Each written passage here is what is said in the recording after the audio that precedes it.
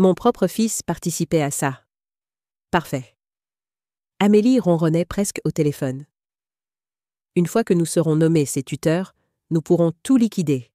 J'ai déjà parlé à un agent immobilier de l'appartement. Il a dit que tout serait couvert. Je ne comprends toujours pas pourquoi maman nous aurait caché le transfert de la maison du lac, dit Antoine, la confusion évidente dans sa voix. Parce qu'elle ne va pas bien, chérie, dit Amélie d'une voix douce.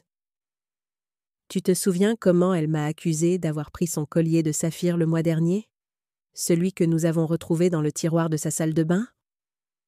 La paranoïa s'aggrave. Je n'avais pas égaré ce collier. Et je n'avais certainement pas accusé Amélie. J'avais simplement demandé si elle l'avait vu. La manipulation psychologique était menée de main de maître. Je suppose que tu as raison. Antoine soupira. C'est juste difficile de la voir comme ça. Je sais, bébé, mais nous faisons ce qui est le mieux pour elle. Elle ne peut plus se débrouiller seule. L'appel se termina et je restai assise dans un silence stupéfait. Il tentait d'établir une tutelle légale pour me faire déclarer incapable. Et Antoine, mon fils, croyait que je perdais la raison. Mes mains tremblaient en composant le numéro du cabinet de mon médecin. « Docteur Mercier, s'il vous plaît. C'est Hélène Dubois. C'est urgent. » Quand il prit la ligne, je parlais rapidement. Ces résultats de tests dont nous avons discuté, j'ai besoin d'évaluations neurologiques et psychologiques complètes immédiatement, aujourd'hui si possible. Hélène, que se passe-t-il? Quelqu'un essaie de me faire déclarer incapable. Je dois établir ma capacité mentale avec une évaluation indépendante avant qu'ils ne puissent m'imposer leur propre médecin. Il y eut un bref silence. Venez à 14 heures. Je ferai en sorte que le chef de neurologie de l'hôpital et notre psychiatre légiste soient prêts. Sois prêt. Merci. Et docteur, tout doit être minutieusement documenté. En raccrochant, je me tournai vers le flux de la caméra de sécurité. Amélie donnait des instructions aux déménageurs pour emballer le tableau préféré de mon défunt mari, un cadeau de mariage de ses parents.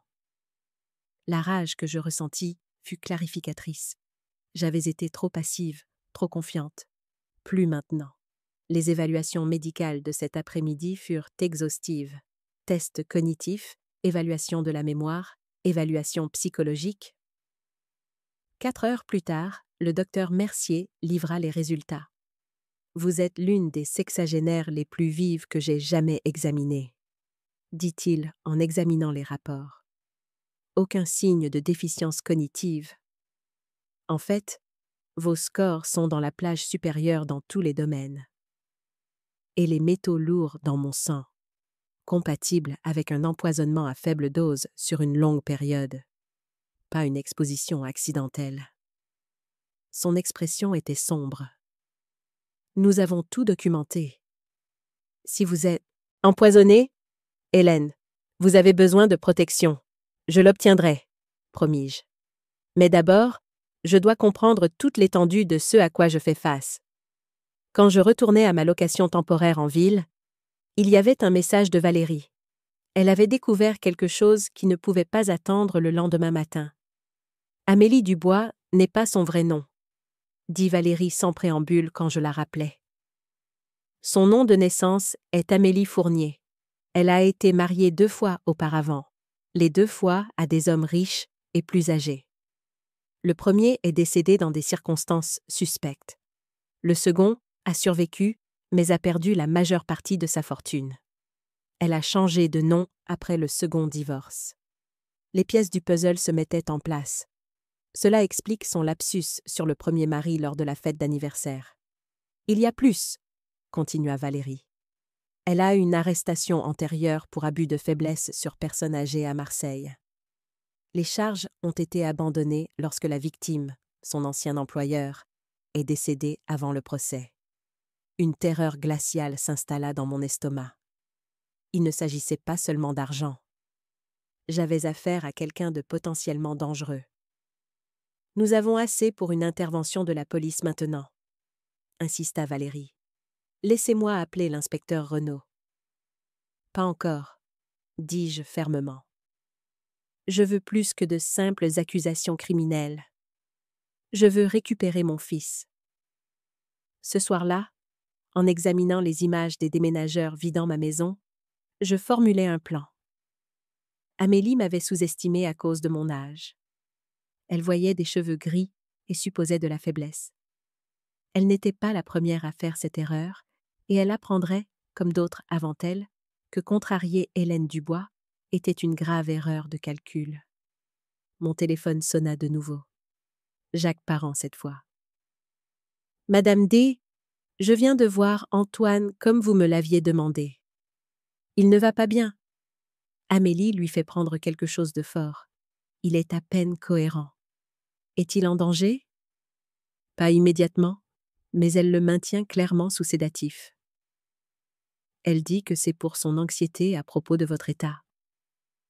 Une autre pièce du puzzle. Garder Antoine sous médicaments. Le convaincre que sa mère est incapable. Puis l'utiliser pour prendre le contrôle de mes biens. La simplicité élégante du plan serait admirable si elle n'était pas si diabolique. Reste près de lui, Jacques. Ne laisse pas Amélie savoir que tu te doutes de quelque chose. Après avoir accroché, je m'assis devant mon ordinateur portable et ouvris le dossier sécurisé contenant les preuves que j'avais recueillies. Les enregistrements de sécurité, les rapports médicaux, les dossiers financiers et les informations de fonds que Valérie avait découvertes sur Amélie. Il était temps de riposter. Pas seulement pour moi, mais pour Antoine et pour tous les autres qu'Amélie pourrait cibler à l'avenir. Avec une précision méthodique, je commençais à organiser ma contre-attaque. À l'aube, j'avais une stratégie complète, une qui non seulement arrêterait Amélie, mais s'assurerait qu'elle ne pourrait plus jamais recommencer. Alors que le soleil se levait sur la ville par la fenêtre de ma location, je ressentis un regain de détermination. Amélie pensait avoir affaire à une vieille femme sans défense. Elle était sur le point de découvrir sa grave erreur de calcul. J'avais passé la nuit à peine endormie, l'esprit tourbillonnant d'images et de fragments de conversation. Le visage souriant d'Amélie, un masque de sollicitude cachant une cupidité prédatrice. La voix confuse d'Antoine, mon fils, l'écho de sa trahison involontaire résonnant dans le silence de la petite chambre.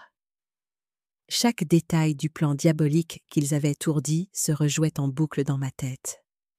Chaque mot empoisonné, chaque geste calculé. La rage initiale avait laissé place à une froide résolution. Ce n'était plus seulement une question de récupérer mes biens ou de protéger ma réputation. Il s'agissait de sauver mon fils d'une femme qui le détruisait corps et âme, et de m'assurer qu'elle ne pourrait jamais faire de mal à une autre famille. Le matin suivant la découverte de l'invasion de mon appartement par Amélie, je me suis assise en face de maître Valérie Morin, dans son bureau du centre-ville de Lyon. Des baies vitrées offraient une vue imprenable sur la presqu'île, mais je remarquais à peine les toits familiers de la basilique de Fourvière, ou les feuilles d'automne qui tourbillonnaient dans le vent le long des quais de Saône. Mon attention était entièrement fixée sur la pile de preuves que j'avais posée sur son bureau en acajou poli. « C'est substantiel », dit Valérie, en examinant les résultats de laboratoire montrant des métaux lourds dans mon sang.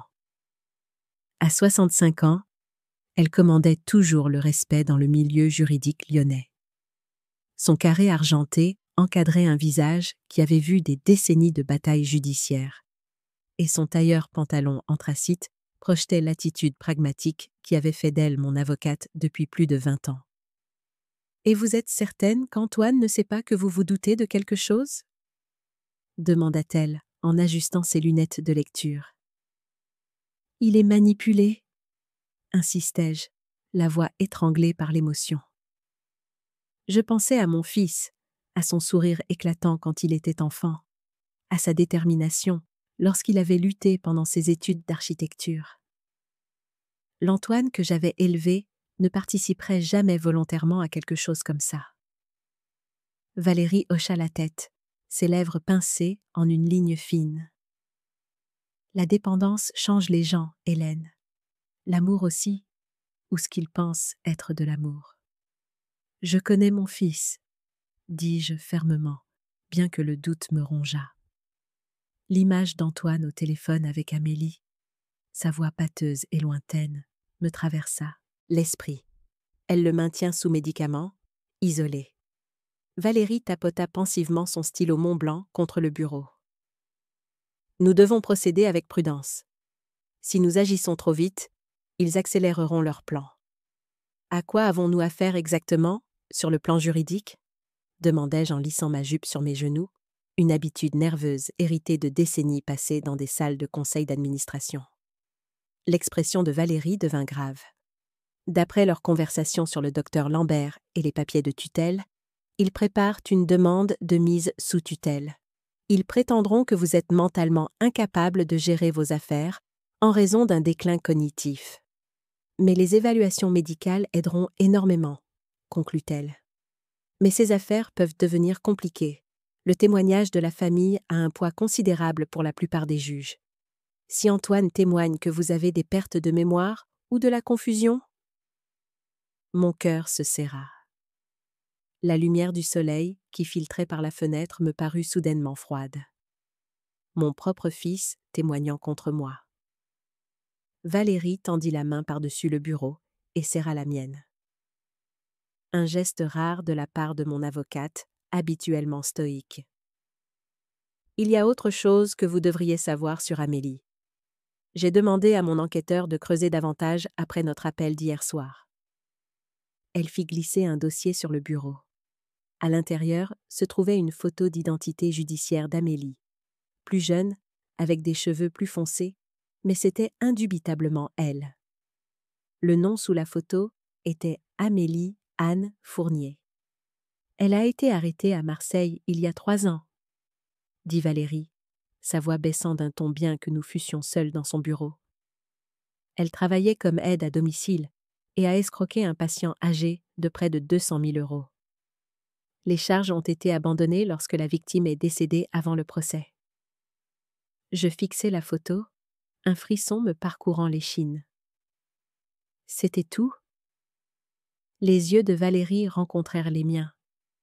6 mois plus tard, elle travaillait dans une clinique de traitement de la douleur à Aix-en-Provence où elle a rencontré un riche veuf nommé Harold Bernard. Ils se sont mariés en 2 mois. Il est décédé en moins d'1 an dans des circonstances suspectes. Suspectes comment ? Je reconnus à peine ma propre voix. Déclin cognitif progressif, suivi d'une défaillance d'organes. L'autopsie a montré des niveaux élevés de métaux lourds, mais pas tout à fait assez pour conclure définitivement à un empoisonnement. Mon sang se glaça. A-t-elle été inculpée ? Il y a eu une enquête, mais rien n'a abouti. Elle a tout hérité, a changé de nom et a déménagé ici. Les yeux de Valérie se fixèrent dans les miens. Ce n'est pas sa première tentative avec ce stratagème, Hélène. C'est une prédatrice expérimentée. Je restais à regarder la photo d'identité judiciaire, pensant à la façon dont Amélie s'était insinuée dans nos vies, dans la vie de mon fils. La nature calculée de son plan me rendit physiquement malade. Est-ce qu'Antoine est au courant de tout ça ? Valérie secoua la tête. Peu probable. Le changement de nom rend difficile de découvrir son passé sans ressources spécialisées. Je me levai et marchai jusqu'à la fenêtre, observant les gens se presser sur les trottoirs en contrebas. Des vies normales, épargnées par le genre de trahison auquel je faisais face. « Quelle est notre prochaine étape ?» demandai-je, le dos toujours tourné. Nous continuons à rassembler des preuves, tout en préparant des contre-mesures légales. Les évaluations médicales étaient une excellente anticipation. Nous devrons être prêts lorsqu'ils déposeront la demande de tutelle. Quand je me retournai, Valérie me regardait avec une expression curieuse. « Qu'y a-t-il » demandai-je. « La plupart des clients dans votre situation s'effondreraient. Vous êtes remarquablement calme. » Un petit sourire crispé traversa mon visage. « On m'a sous-estimé toute ma vie, Valérie. D'abord en tant que femme expert comptable dans les années 1980, puis en tant que veuve, et maintenant en tant que femme vieillissante. J'ai appris à utiliser cette perception erronée à mon avantage. Elle hocha la tête avec appréciation. Bien, parce qu'Amélie vous sous-estime aussi, et c'est sa plus grosse erreur. Alors que je prenais mon sac à main pour partir, l'assistante de Valérie frappa et entra sans attendre. « Madame Dubois, il y a une Catherine Dubois à la réception qui vous demande. Elle dit que c'est votre sœur. » Je me figeai, ma main se resserrant sur la lanière en cuir de mon sac. « Catherine, ici. » Valérie haussa un sourcil. « Un problème ? » « Nous ne nous sommes pas parlé depuis près de 2 ans. » expliquai-je, sentant une tension familière me monter dans le cou. Pas depuis notre dernière dispute au sujet de la succession de notre mère. Catherine et moi avions une relation compliquée qui remontait à l'enfance. Avec 2 ans d'écart, nous avions grandi en compétition constante. Elle était toujours plus extravertie, plus populaire. Tandis que j'étais la sérieuse, la studieuse, nos parents avaient inconsciemment nourri cette rivalité, comparant nos réussites, nos apparences, nos choix. Quand notre mère est décédée, les tensions qui couvaient depuis des décennies ont explosé en un conflit amer au sujet d'une collection de bijoux anciens. Des pièces qui avaient une valeur sentimentale plutôt que monétaire. « Voudriez-vous que je lui dise que vous n'êtes pas disponible ?» demanda l'assistante de Valérie. J'y ai pensé, puis j'ai secoué la tête. « Non, faites-la entrer. » Catherine entra comme un front d'orage, tout en énergie dynamique et en angle vif. À 58 ans, elle restait d'une beauté frappante, avec les mêmes cheveux auburn que nous partagions dans notre jeunesse, bien que les siens fussent clairement teints maintenant. Elle portait un blazer coûteux et un jean de créateur qui soulignait sa silhouette encore mince. L'odeur de son parfum signature, quelque chose de français et d'exclusif, annonçait sa présence avant même qu'elle ne parle. « Te voilà », dit-elle, comme si nous nous cherchions l'une l'autre. « J'essaie de te joindre depuis des jours. »« Bonjour, Catherine, » répondis-je prudemment. « Voici mon avocate, maître Valérie Morin. » Catherine jeta à peine un regard à Valérie. « Antoine m'a appelé. Il est mort d'inquiétude pour toi, Hélène. Il dit que tu as des épisodes, des problèmes de mémoire, de la paranoïa. » Ses yeux se plissèrent. « Maintenant, je te trouve avec une avocate. Que se passe-t-il » J'échangeai un regard avec Valérie, qui fit un signe de tête subtil. « Je pense que nous devrions discuter de cela en privé, » dis-je tristement. « Voudrais-tu prendre un café » 20 minutes plus tard, nous étions assises dans un coin tranquille d'un café chic de la presqu'île. J'étudiais le visage de ma sœur pendant qu'elle remuait son café au lait. Nous partagions les mêmes pommettes hautes et le même nez droit, mais le temps avait gravé des histoires différentes sur nos traits. « Antoine dit que tu as accusé Amélie de vol ?» commença Catherine sans préambule. « Que tu oublies des conversations, que tu t'embrouilles sur des choses simples. Et tu l'as cru sans même m'appeler ?» Je gardais ma voix neutre, bien que la blessure fût profonde. Les épaules de Catherine se raidirent défensivement. Il est inquiet. Ils le sont tous les deux. Il dit que tu refuses de l'aide. T'a-t-il dit qu'ils essaient d'établir une tutelle pour me faire déclarer incapable ? Ses yeux s'écarquillèrent légèrement. Il a mentionné que tu pourrais avoir besoin de supervision pour ta sécurité. Est-ce si terrible ? Tu vis seule, Hélène. Par choix, répliquai-je. Je suis parfaitement capable de gérer ma vie. Catherine se pencha en avant, baissant la voix. Antoine m'a montré une vidéo de toi. Tu étais désorientée.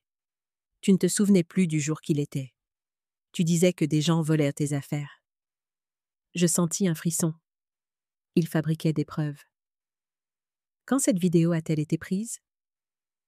Le mois dernier, je crois, chez eux. Le mois dernier. Après une des séances de tisane spéciale d'Amélie. Je pris une profonde inspiration. Catherine, j'ai besoin que tu m'écoutes attentivement. Je ne souffre pas de déclin cognitif. Je suis empoisonnée. Ses sourcils se haussèrent. Empoisonné? Mon Dieu, Hélène, tu t'entends parler? C'est exactement ce dont parlait Antoine. J'ai des preuves médicales, dis-je fermement. Des résultats de laboratoire montrant des métaux lourds dans mon sang.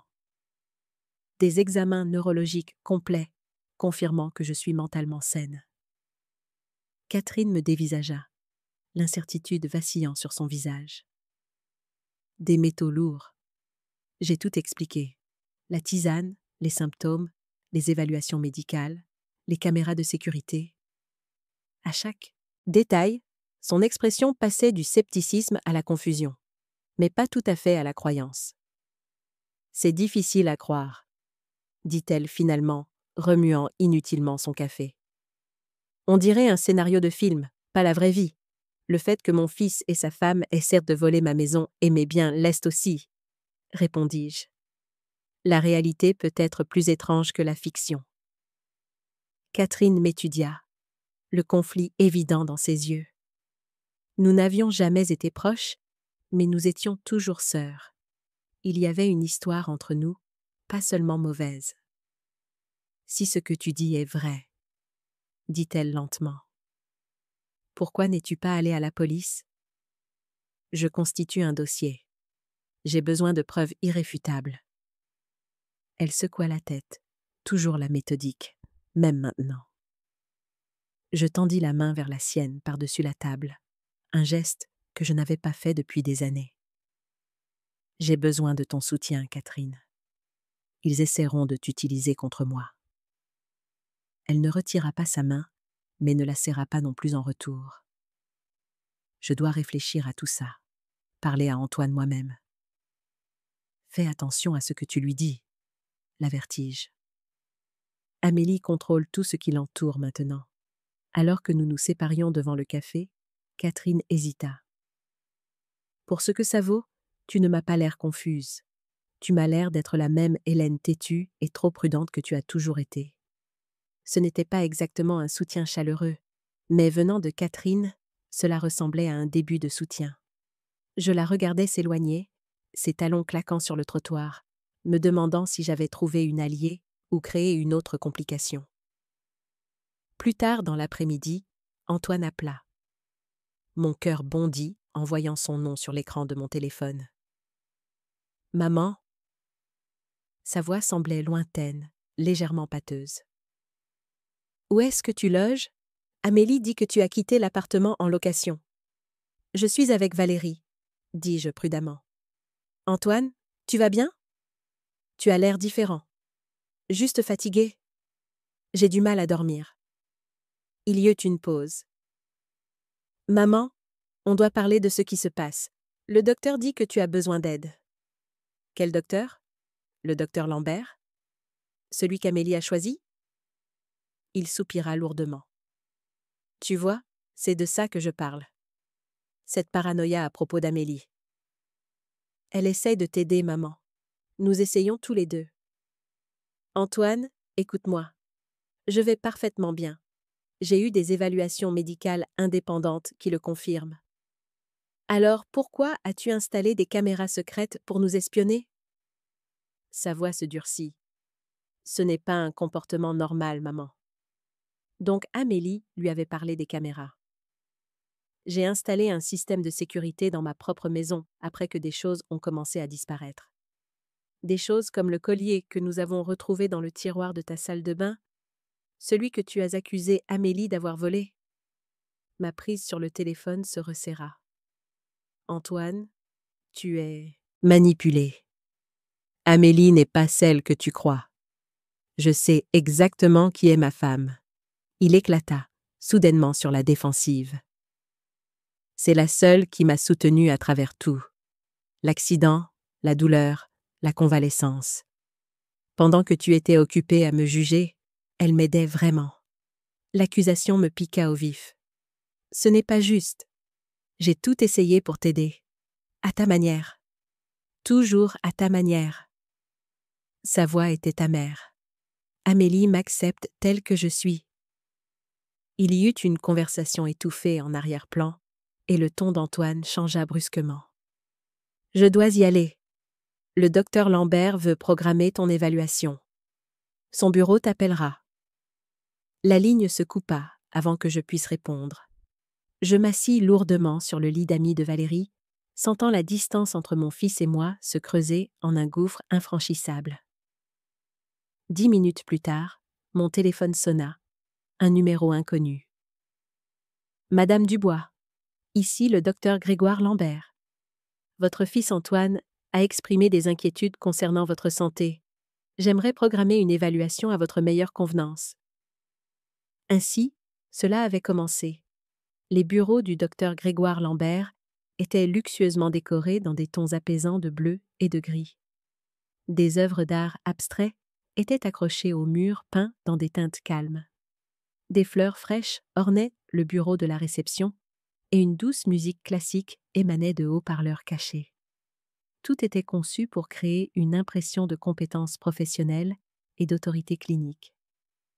Je m'assis raidement dans un fauteuil en cuir pendant que le docteur Lambert examinait les formulaires que l'on m'avait demandé de remplir. Il avait la cinquantaine, une barbe soigneusement taillée et des lunettes qu'il regardait par-dessus plutôt qu'à travers. Sa blouse blanche était impeccablement repassée et une impressionnante collection de diplômes décorait son mur. « Madame Dubois, votre fils me dit que vous rencontrez quelques difficultés cognitives. » Commença-t-il d'un ton doux et mesuré. « Des trous de mémoire, de la confusion, peut-être quelques idées paranoïaques. » Sa voix était condescendante, le ton que l'on pourrait utiliser avec un enfant ou un animal de compagnie. Cela m'agaça immédiatement. J'ai ressenti des symptômes lors de mes visites chez mon fils et ma belle-fille, répondis-je prudemment, particulièrement après avoir consommé des boissons qu'il prépare. Il prit une note sur sa tablette, son expression neutre. « Et vous croyez que ces boissons contiennent des substances nocives ? J'ai des preuves médicales de la présence de métaux lourds dans mon sang, docteur. Je serais heureuse de vous fournir les résultats de laboratoire. » Une autre note. « Nous y viendrons. D'abord, j'aimerais passer en revue quelques évaluations cognitives standards. » Ce qui suivit fut une série de tests clairement conçus pour mettre en évidence toute confusion ou problème de mémoire potentiel. Les questions étaient posées de manière délibérément alambiquée. Quand je répondais correctement, il répétait souvent la question comme si je n'avais pas compris. « Pouvez-vous me donner la date d'aujourd'hui, Madame Dubois ? Lundi 14 octobre 2024. Et en êtes-vous certaine ? Prenez votre temps. Complètement certaine. » Il me demanda de compter à rebours de 100 par 7, de me souvenir d'une liste de mots après un certain temps, d'expliquer des proverbes. J'ai accompli chaque tâche sans faille, observant son froncement de sourcils s'accentuer à chaque bonne réponse. « Votre fils a mentionné que vous aviez accusé votre belle-fille de vous avoir volé, » dit-il finalement, mettant sa tablette de côté. « Mon collier de saphir a disparu. J'ai demandé si elle l'avait vu. Mais vous la suspectiez spécifiquement. J'ai choisi mes mots avec soin. J'ai simplement demandé si elle l'avait vu. Le collier est réapparu plus tard dans le tiroir de ma salle de bain, un endroit que j'avais déjà vérifié plusieurs fois. » Le docteur Lambert prit une autre note. « Madame Dubois, parfois en vieillissant, nous égarons des choses et créons ensuite des récits pour expliquer ces trous de mémoire. C'est assez courant, et il n'y a pas de quoi avoir honte. Je sais comment fonctionne la mémoire, docteur. Je connais aussi les techniques de manipulation psychologique. » Ses sourcils se haussèrent. « Manipulation psychologique ? C'est une sacrée accusation. C'est une sacrée technique, » répondis-je calmement. À la fin de l'évaluation de 2 heures, le comportement amical du docteur Lambert s'était considérablement refroidi. J'avais trop bien réussi ses tests, refusé de montrer de la confusion et contesté ses questions suggestives. « Je vais compiler mon rapport et l'envoyer au tribunal, » dit-il, ne me regardant pas tout à fait dans les yeux en me raccompagnant. « Je suis sûr que vous le ferez, » répondis-je en me levant pour partir. J'ai également fait réaliser des évaluations indépendantes par le docteur Mercier et son équipe à l'hôpital universitaire. Je suppose que vous voudrez ces dossiers pour comparaison. Un éclair de surprise traversa son visage. Oui, ce serait utile. Mon avocate vous les fournira. Je souris agréablement, ainsi que les rapports de toxicologie. En quittant son cabinet, j'appelai Valérie. Le docteur Lambert vient de m'évaluer. Il n'était pas content que je réussisse bien ces tests. Comme prévu, répondit Valérie, la voix tendue. J'ai reçu la notification ce matin. Ils ont officiellement déposé une demande de tutelle. Une audience d'urgence est prévue pour la semaine prochaine. Mon estomac se noua. Sitôt, ils invoquent des circonstances urgentes, que vous êtes en danger immédiat en raison de votre état.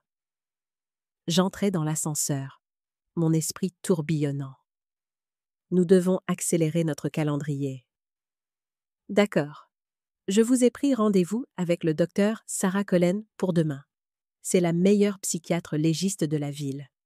Son évaluation aura un poids significatif auprès du tribunal. Quand je retournai à ma location temporaire, un message de Franck Leclerc, le gérant de l'immeuble, m'attendait. « Madame Dubois, je suis désolée, mais on m'a demandé de ne pas vous autoriser l'accès à votre appartement à votre retour. Monsieur et Madame Dubois ont déposé des documents montrant qu'ils ont le contrôle temporaire de la propriété jusqu'à une audience au tribunal. Je suis vraiment désolée. J'ai essayé de vous appeler plus tôt, mais je n'ai pas réussi à vous joindre. » Je m'effondrai sur le bord du lit. La réalité de ma situation me frappa de plein fouet. Ils agissaient plus vite que prévu, me coupant l'accès, m'isolant davantage. Mon téléphone sonna de nouveau. Jacques Parent cette fois. « Madame D, ils ont changé les serrures de votre appartement. Antoine a l'air mal en point. Il est à peine cohérent la plupart du temps. Amélie lui fait prendre quelque chose de fort. »« Avez-vous pu lui parler seul ?» demandai-je, arpentant brièvement la petite chambre de la location. Elle surveille ses appels, mais j'ai réussi à le faire sortir quelques minutes hier. Il est convaincu que vous souffrez de démence comme sa grand-mère. Il dit qu'il y a des preuves vidéo. Ils ont fabriqué quelque chose. Dis-je. Ils m'ont probablement enregistré alors que j'étais sous l'influence de ce qu'Amélie met dans cette tisane. Il y eut une pause. Madame D, il y a autre chose. J'ai entendu Amélie au téléphone avec quelqu'un de l'immobilier. Elle a spécifiquement mentionné la vente de l'appartement à un certain Marcus dès que la tutelle sera accordée. Marcus Hébert ? Demandai-je, m'arrêtant net. Je crois bien. Ce nom vous dit quelque chose ? Marcus Hébert était un promoteur immobilier connu pour transformer des bâtiments historiques en appartements de luxe. Il essayait d'acheter des appartements dans mon immeuble depuis des années, offrant bien au-dessus de la valeur du marché. Cela signifie qu'ils ont déjà un acheteur, dis-je sombrement. Ils prévoient de vendre ma maison sous mon nez dès qu'ils en auront le contrôle. Que voulez-vous que je fasse ? Demanda Jacques, la détermination dans sa voix me rappelant pourquoi lui et Antoine étaient des amis si proches depuis l'enfance. Continue de recueillir des informations ? Lui dis-je. Et si possible, essaie d'enregistrer toutes les conversations d'Amélie sur la vente de ma propriété ou sur les médicaments d'Antoine. Mais sois prudent. Elle est dangereuse. Cette nuit-là, alors que j'essayais de dormir dans le lit inconnu de la location, je reçus un SMS de Catherine. J'ai parlé à Antoine. Il me montre d'autres vidéos demain. Je suis encore en train de digérer ce que tu m'as dit. Je fixais le plafond, me demandant quelles preuves trafiquées Amélie présenterait à ma sœur. Le sentiment d'être systématiquement coupé de mon système de soutien était accablant. D'abord mon fils, maintenant ma sœur, bientôt ma maison et mes finances. Amélie m'isolait méthodiquement. Le lendemain matin, je rencontrai le docteur Sarah Cullen, la psychiatre légiste que Valérie avait recommandée. Contrairement au cabinet luxueux du docteur Lambert, son espace était pratique et fonctionnel. Pas d'œuvre d'art apaisante, ni d'éclairage d'ambiance, juste des lignes épurées et un design efficace. Le docteur Cullen elle-même contrastait vivement avec Lambert. Au début de la quarantaine, avec des cheveux courts et des yeux perçants, elle projetait la compétence plutôt que la bienveillance. Sa poignée de main était ferme, son regard direct. « Madame Dubois, j'ai examiné vos dossiers médicaux et les résultats de laboratoire. » Commença-t-elle sans préambule. « J'ai aussi vu la demande de tutelle. Je comprends les contraintes de temps auxquelles nous sommes soumises. » Son évaluation fut approfondie mais directe. Pas de pièges, pas de questions suggestives. Elle administra des tests standardisés, enregistra mes réponses à divers scénarios et observa mes approches de résolution de problèmes. « D'après mon évaluation, dit-elle après 2 heures, vous ne montrez aucun signe de déficience cognitive. Votre mémoire, votre raisonnement et votre jugement sont tous bien dans la norme, voire au-dessus, pour votre âge. » « Est-ce que ce sera suffisant pour le tribunal ?» demandai-je, une note de désespoir se glissant dans ma voix malgré mes efforts. L'expression du docteur Colline devint sérieuse. « Cela devrait l'être, mais les affaires de tutelle peuvent être imprévisibles. Le témoignage de la famille a souvent un poids significatif, surtout quand un fils est impliqué. Si Antoine témoigne qu'il a été témoin de confusion ou de problèmes de mémoire, il le fera. Ils ont fabriqué des preuves, des vidéos de moi quand j'étais droguée. » Elle hocha la tête sombrement. « Alors nous devons expliquer ces épisodes. Le rapport de toxicologie aide, mais nous devrons établir un schéma d'exposition coïncident avec vos symptômes. » Je quittai son cabinet en me sentant un peu plus optimiste, seulement pour voir cet espoir anéanti presque immédiatement. En consultant mon téléphone, je trouvai une notification par email qui me glaça jusqu'aux os. Alerte caméra numéro 3, salon. Mouvement détecté. Quelqu'un était de nouveau dans mon appartement. Je me connectai rapidement au système de sécurité depuis mon téléphone. La caméra du salon montrait Amélie fouillant méthodiquement la pièce, examinant attentivement les objets, regardant derrière les cadres. Elle cherchait des caméras. Mon rythme cardiaque s'accéléra alors que je la regardais s'approcher de l'horloge ancienne sur la cheminée, celle contenant l'une des caméras cachées de Jacques. Elle l'examina de près, la retournant dans ses mains. Puis, son expression changea. Elle l'avait trouvée. Je le savais. Elle siffla, tenant la minuscule caméra devant son visage. Nous espionner, exactement comme je l'avais dit à Antoine. Elle ne détruisit pas la caméra. Au lieu de cela, elle la remit exactement où elle l'avait trouvée, un sourire triomphant sur son visage.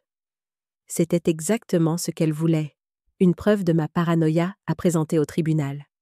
J'appelai immédiatement Jacques. « Elle a trouvé la caméra de l'horloge, » dis-je sans préambule.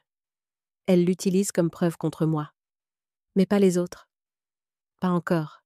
Elle cherche toujours. » « Celles de la chambre et de la cuisine sont mieux cachées, » m'assura Jacques. « Mais ce n'est pas bon, Madame D. Elle va utiliser ça pour soutenir sa thèse que vous êtes paranoïaque. »« Je sais, appelle Valérie pour moi.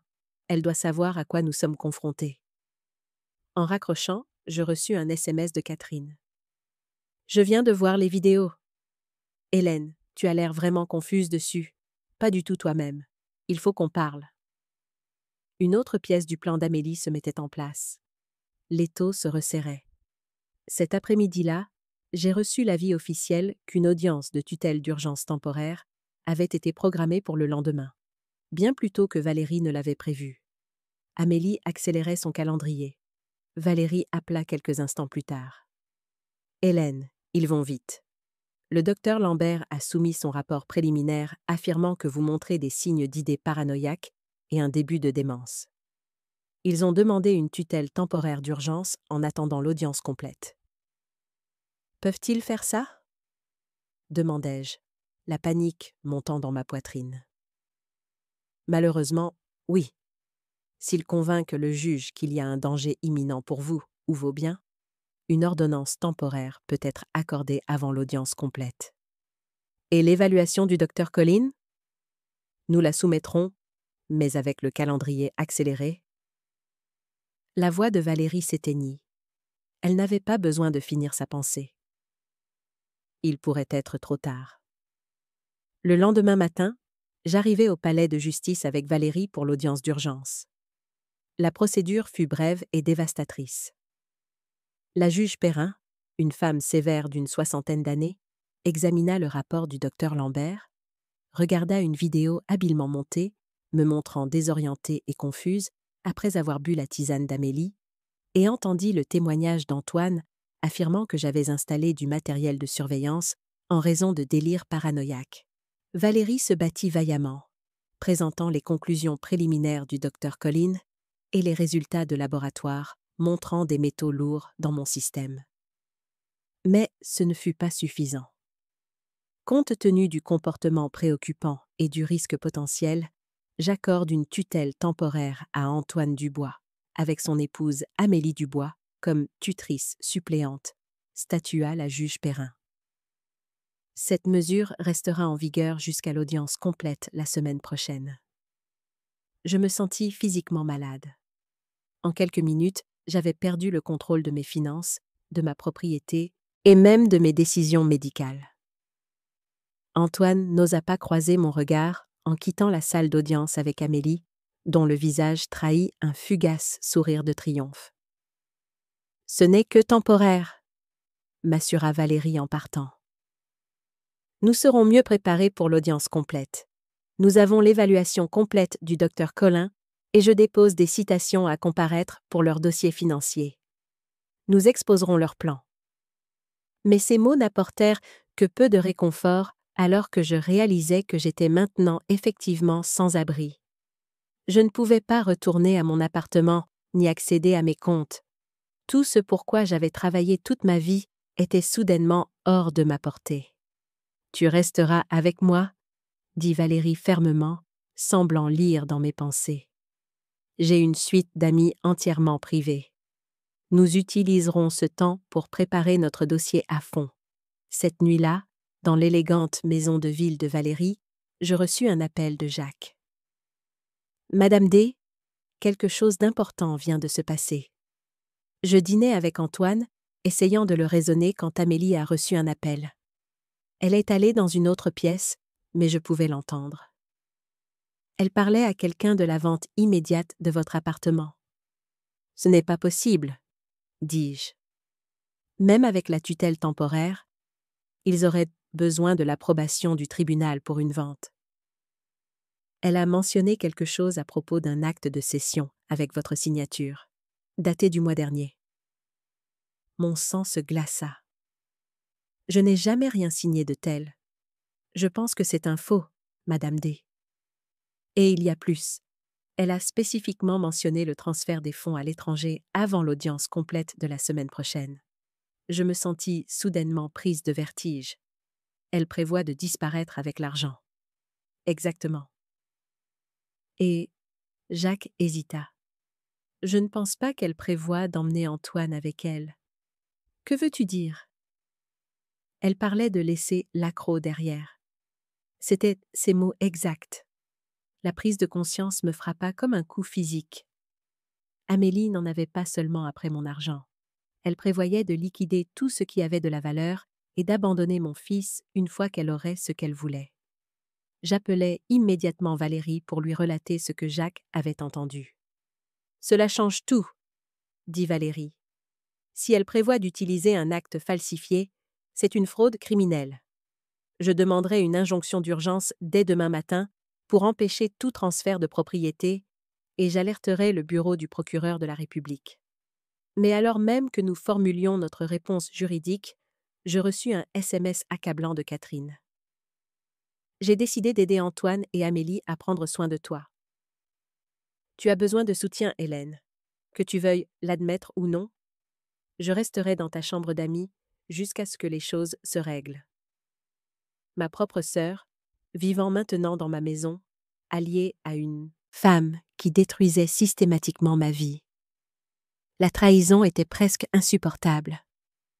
Je ne pus dormir cette nuit-là, hantée par des images d'Amélie dans ma maison, vendant mes biens, droguant mon fils, manipulant ma sœur.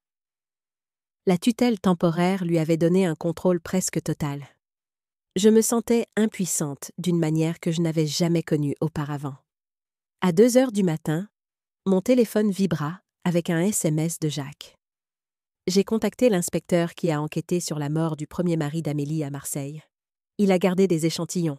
Il veut t'aider. Cela pourrait être la percée dont nous avons besoin. Je fixai le message, une faible lueur d'espoir émergeant de l'obscurité. Si nous pouvions prouver qu'Amélie avait un passé d'empoisonneuse, peut-être pourrions-nous l'arrêter avant qu'elle ne disparaisse avec mes biens et n'abandonne mon fils. Les jours précédant l'audience de tutelle complète passèrent dans un flou de préparation juridique et de tensions croissantes. Valérie travaillait sans relâche, déposant des requêtes, rassemblant des preuves et préparant notre dossier.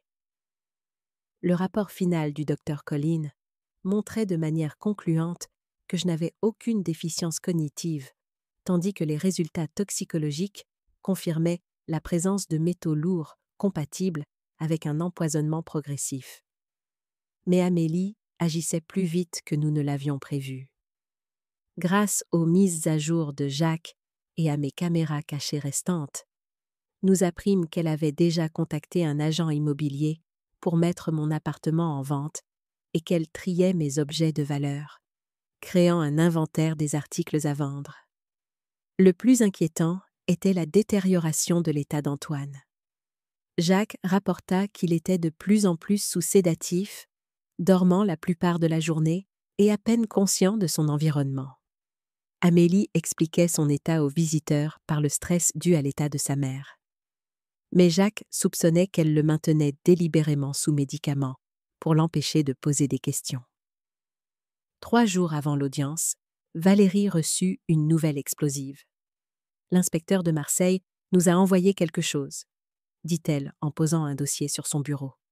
Les échantillons du premier mari d'Amélie et du patient âgé décédé sous sa garde ont été réanalysés avec des méthodes plus récentes. La signature toxicologique correspond à ce qui se trouve dans votre système. Une combinaison spécifique de métaux lourds et de composés dérivés de plantes. Est-ce suffisant pour prouver qu'elle empoisonne les gens ? Demandai-je, l'espoir montant dans ma poitrine. Pas de manière concluante pour une affaire pénale, mais certainement assez pour soulever de sérieuses questions lors de l'audience de tutelle. Valérie tapota le dossier. Plus important encore, cela établit un schéma qui correspond à vos allégations. Plus tard dans la journée, je reçus un SMS inattendu de Franck Leclerc, le gérant de l'immeuble. « Madame Dubois, je dois vous dire quelque chose d'important. Pouvons-nous nous rencontrer ?» Valérie insista pour m'accompagner au café où Franck avait suggéré de nous retrouver. Il arriva l'air nerveux, jetant constamment des regards par-dessus son épaule. « Madame Dubois, je n'ai pas été honnête avec vous, » commença-t-il, ses mains agitant sa tasse de café. « Amélie m'a payé pour que je témoigne que je vous avais vue confuse et désorientée dans le hall à plusieurs reprises. » Valérie se pencha en avant. « Payé combien, monsieur Leclerc ? 5 000 € avec 5 autres promis après mon témoignage. » Il ne pouvait pas nous regarder dans les yeux. « Elle a dit que ce serait de l'argent facile, que vous étiez de toute façon clairement malade. Et vous avez accepté de vous parjurer ?» Le ton de Valérie était glacial. Franck rougit. « J'avais besoin de l'argent, les factures médicales de ma fille. » Il secoua la tête. « Mais je ne peux pas aller jusqu'au bout, pas après ce que j'ai entendu hier. »« Qu'avez-vous entendu ?» demandai-je, osant à peine espérer. Amélie était dans le hall, au téléphone. Elle ne savait pas que j'étais dans le local d'entretien à côté. Elle parlait de vendre votre appartement immédiatement, de transférer de l'argent à l'étranger.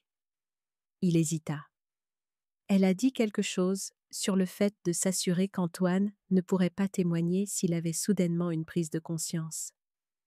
Elle a dit qu'elle avait assez de médicaments pour le garder docile pendant l'audience. L'expression de Valérie s'assombrit. « Monsieur Leclerc, seriez-vous prêt à fournir une déclaration sous serment sur ce que vous venez de nous dire ?» Il hocha la tête, l'air misérable mais déterminé. Oui, et il y a autre chose. Il plongea la main dans sa poche et sortit son téléphone. Je l'ai enregistré en train de me donner l'argent et de me briefer sur ce que je devais dire. J'allais l'utiliser comme assurance si elle ne payait pas la deuxième moitié. Mais c'est à vous, si ça peut t'aider.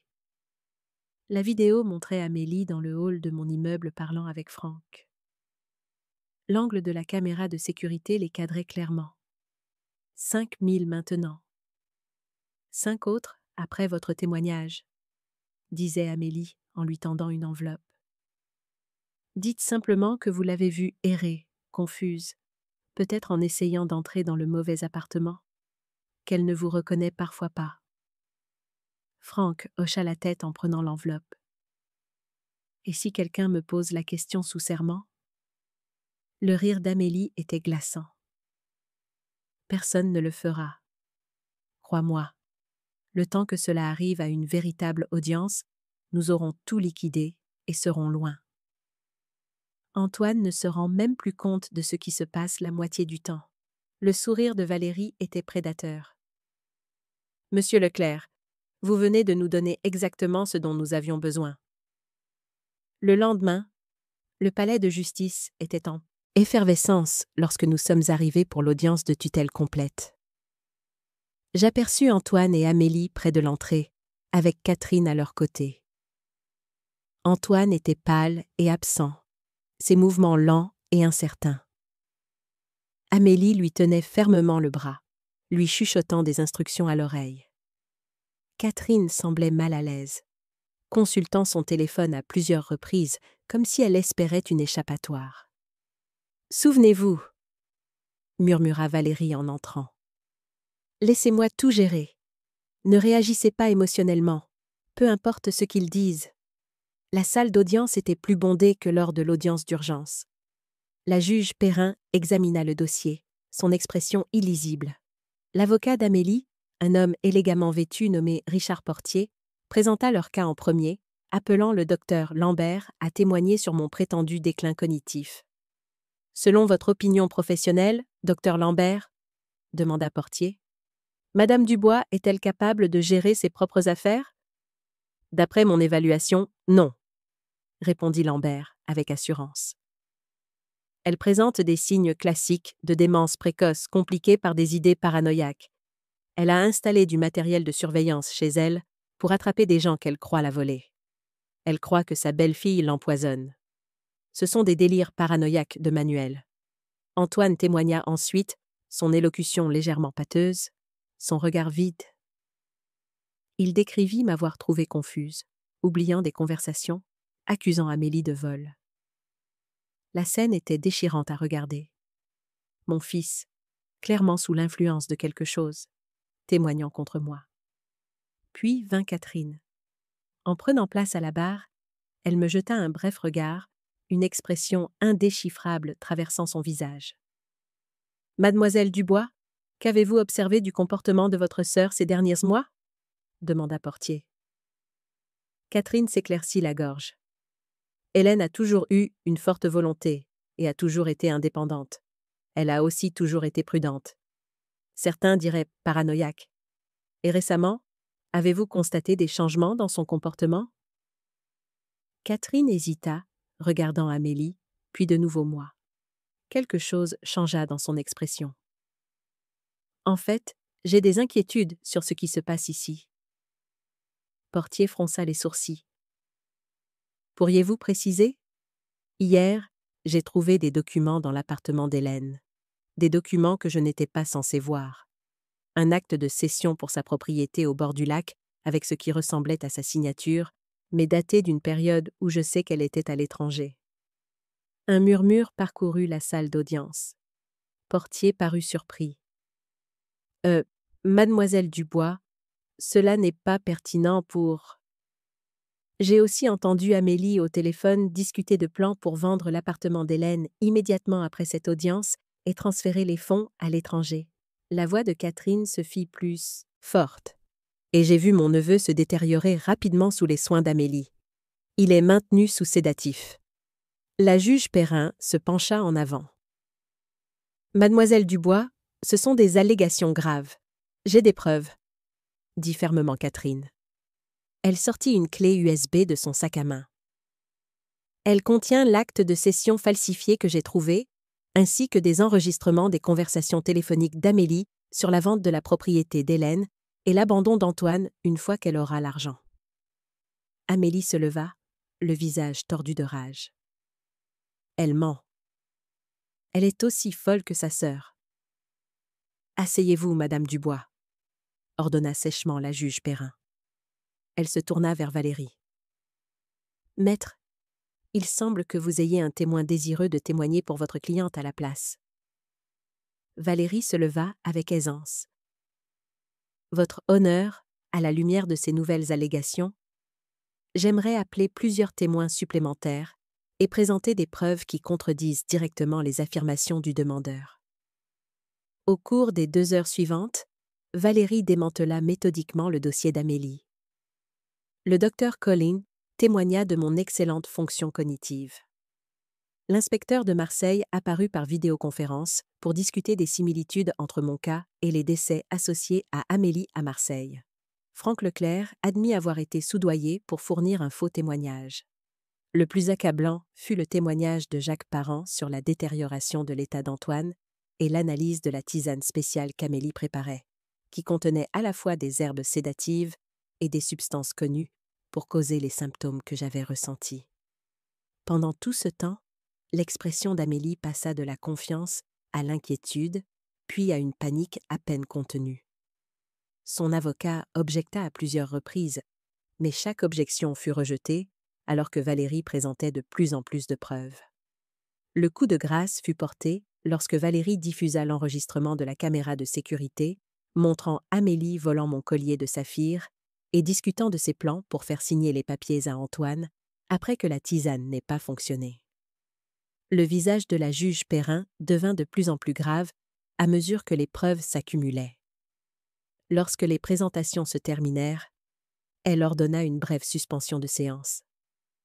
À son retour, sa décision fut rapide et sans ambiguïté.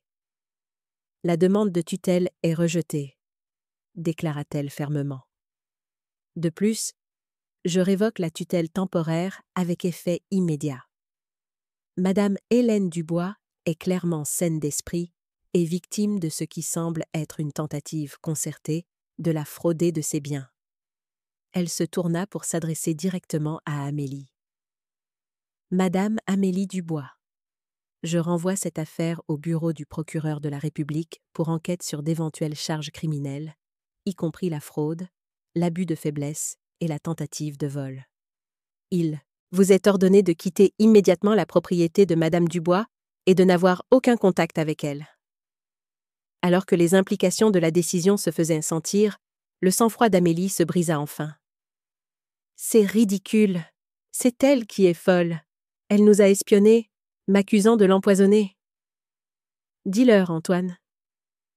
Mais Antoine, sentant peut-être le vent tourner, resta silencieux, le regard fixé au sol. Catherine se plaça à mes côtés alors que nous quittions la salle d'audience. « Je suis désolée, Hélène. J'aurais dû te croire depuis le début. »« Qu'est-ce qui t'a fait changer d'avis ?»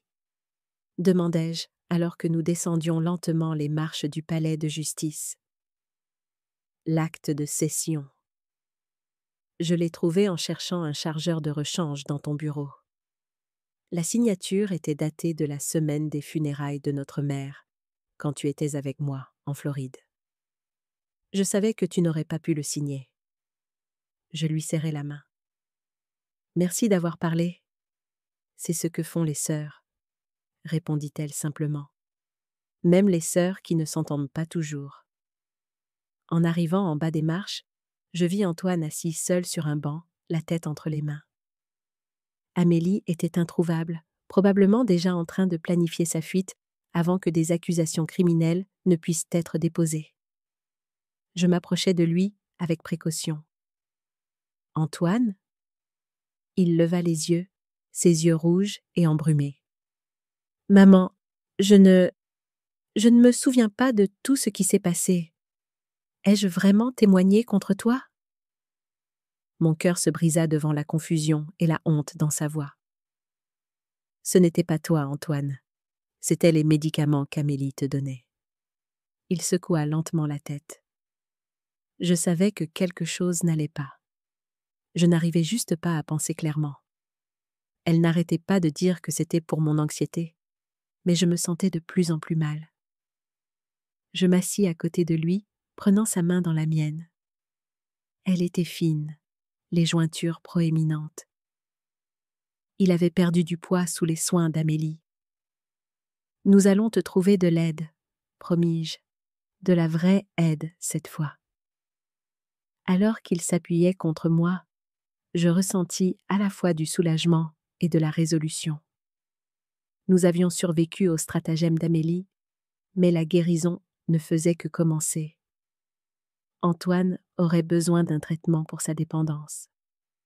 Je devrais sécuriser mes biens et ma maison, et nous aurions tous les deux besoin de temps pour reconstruire la confiance qui avait été si gravement endommagée.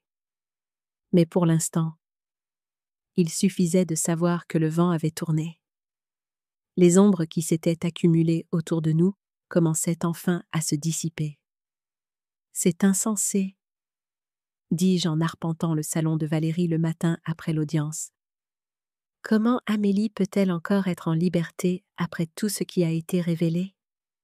L'inspecteur Michel Renaud, un homme à la mâchoire carrée, aux cheveux poivre et sel et avec 30 ans de service, m'observait depuis le fauteuil.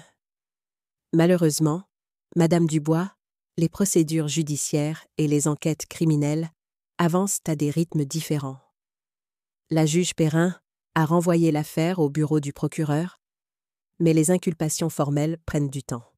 Pendant ce temps, Amélie est libre de disparaître avec tout ce qu'elle a déjà volé, répliquai-je, la frustration évidente dans ma voix. Valérie intervint de sa position près de la fenêtre. C'est précisément pourquoi nous devons agir rapidement avec le plan dont nous avons discuté. J'arrêtai de faire les 100 pas et pris une profonde inspiration. Le plan était risqué, mais c'était peut-être notre meilleure chance de garantir qu'Amélie subisse de réelles conséquences. « Expliquez-moi encore, » dis-je en m'asseyant en face de l'inspecteur Renaud. Il se pencha en avant, les coudes sur les genoux. D'après ce que nous savons, Amélie prévoit probablement de fuir, mais elle est cupide. Elle ne partira pas sans essayer de s'approprier le plus de vos biens possible. D'abord, nous créons une opportunité à laquelle elle ne peut résister, continua Valérie. Un moment de vulnérabilité où elle pense pouvoir vous faire signer directement la cession de biens. Tout en enregistrant tout, ajouta l'inspecteur Renaud. Nous avons besoin de preuves claires de l'intention criminelle. Je hochai lentement la tête. Et Antoine? Quelle est sa place dans tout ça? Valérie et l'inspecteur Renaud échangèrent un regard. C'est compliqué, admit Valérie. Il est à la fois une victime et, involontairement, un complice. Le procureur tiendra compte de son état altéré, mais nous devons le protéger de toute nouvelle manipulation. Finis-je. Exactement, confirma Renaud. Votre fils séjourne actuellement chez son ami Jacques, n'est-ce pas? Oui, Jacques l'a ramené chez lui après l'audience hier. Il a accepté de garder un œil sur lui, pendant qu'Antoine commence à se désintoxiquer. La pensée de mon fils en plein sevrage était douloureuse, mais nécessaire. Les anxiolytiques qu'Amélie lui donnait l'avaient rendu dépendant et confus. Nous devrons le tenir éloigné d'Amélie, prévint Renaud.